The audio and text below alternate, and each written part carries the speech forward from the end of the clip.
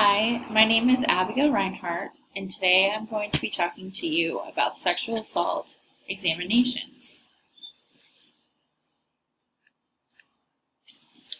So, what is a sexual assault exam?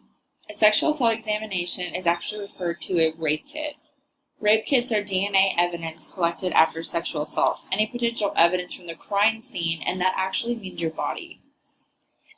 Excuse me. And that is from RAINN 2019. Evidence can be collected from a person's clothing, personal belongings, and body. That is also from RAINN 2019. So what occurs? Typically what happens is the victim is brought to a special area in the hospital for just plain sexual assault victims. They typically have a room specifically for these occurrences.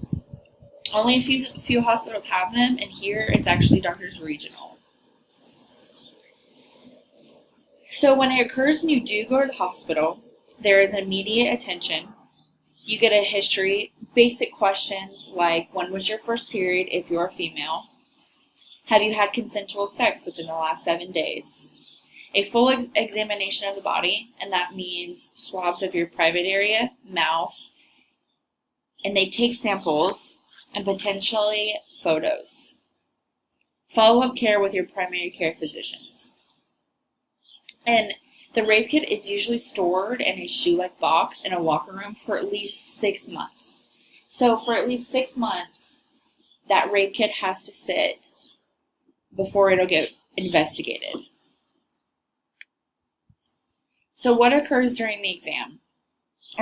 Who conducts the exam? It is called a sexual assault nurse examiner, or a SANE. Or in some cases, they are called sexual assault forensic examiners. And that is from RAINN 2019. So actually, I am a volunteer with the Purple Doors Women's Shelter. And I am an advocate, so I have a hospital accompaniment. So in order to do this, I had to complete 50 hours worth of Office of the Attorney General training. So, and I am certified to answer these calls. I like to kind of consider myself a first responder, even though in a way I'm not. So when I go into the room, the first thing that I like to ask my victim is, do you have a safe place to go? Because if this woman's homeless, does happen, which is sad, I would like to make sure that if she's not high or on drugs or intoxicated, she can come to the shelter. He or she can come to the shelter and receive safety. Also, I give them referrals and community resources, as in counseling and legal advice, and of course, shelter that is offered at the Purple Door that is completely free to anyone of a survivor of domestic violence or sexual assault. I also offer support. I'm there to hold their hands during their SANE exam when they're getting swabs and maybe a little uncomfortable, and I'm there for that. And also, I'm there for, like I said, I'm there for everything that happens during the exam. I wanted to let you guys know about a hotline.